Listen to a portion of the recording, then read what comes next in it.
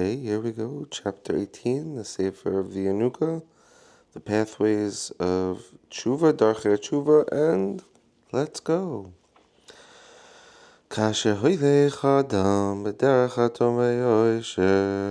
When a human starts to go into this pathway of simplicity and purity, and they're just one with God because everything's just simple for them. They're not over-calculating in their head. Then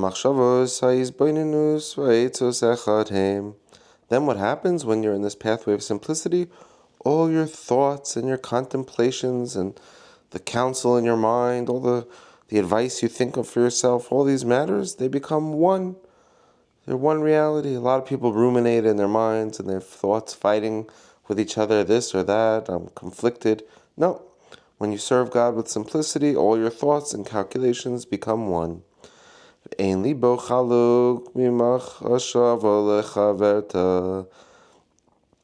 no separation in your heart from one thought to another thought. You don't have mixed emotions and you're not pulled in different directions. Because you go in the path and you know that God, you know with simplicity, you know with this purity, that God, may be blessed, is all powerful and all capable. God is in charge. If you're like the baby kangaroo in the mama's kangaroo pouch, you're not worried too much. You're safe. When you're a baby in the womb, you're safe. When you know God is in control, you feel safe. You don't feel conflicted. Says, Divrei Chachamim, and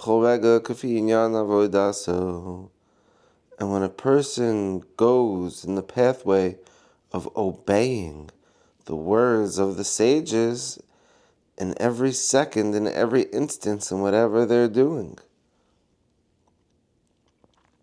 this is the reality. When you follow the advice of the sages with pure, purity and simplicity, everything's one for you. We'll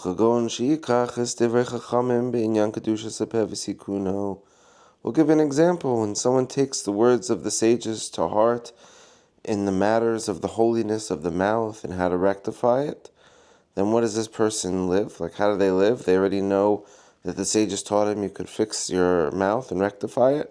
How?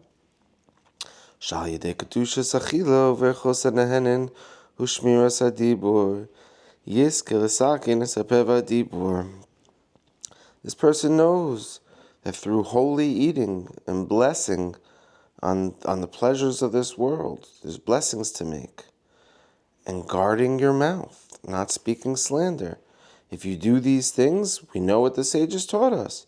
You're worthy to rectify your mouth and speech. You fixed it. So a lot of people out there eating the wrong things, overeating, talking slander, not using their mouth for holiness. Those people are lost in the sauce and they're confused and they have mixed emotions. But if you know that when you eat the right way, you're elevating holy sparks, you're fixing your mouth, when you don't talk slander, you know this. So your mind is chilled out because you're doing the right thing. And the same thing with regarding the holiness of your thoughts and how to rectify your mind and fix your mind. How? You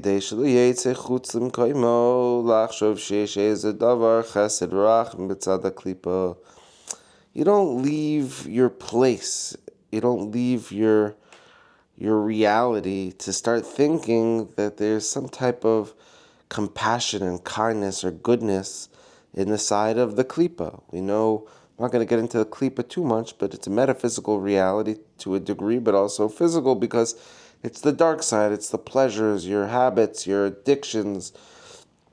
That's the klipa, that's the shell, the covering that hides the goodness. So some people are like, yeah, let's dibble-dabble in the klipa, and then there's some good over there. No. Don't think that. That's going to lead to chaos and confusion.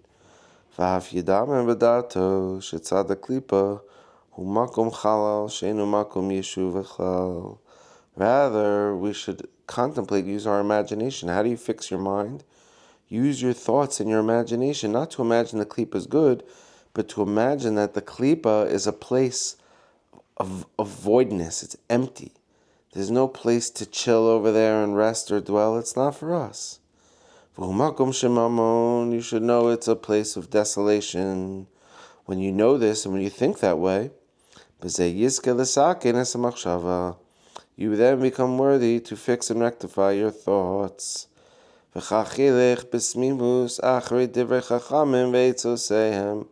And when you think this way, when you think the right way based on the way the sages taught us, then we actually end up going in the pathway of purity and simplicity after the words of the sages and all their advice. So whatever situation you find yourself in on planet Earth, you think the right thoughts based on how the prophets of Israel taught us, and then we have oneness. It's all good. We're chilling. There's no division in our mind. There's no chaos in our lives. I pray for all my dear brothers and sisters out there, and anything else, their pets, all reality, should have simplicity, simple life. The words of the sages are here to protect us. I love you all so much. Have a wonderful day. Over and out.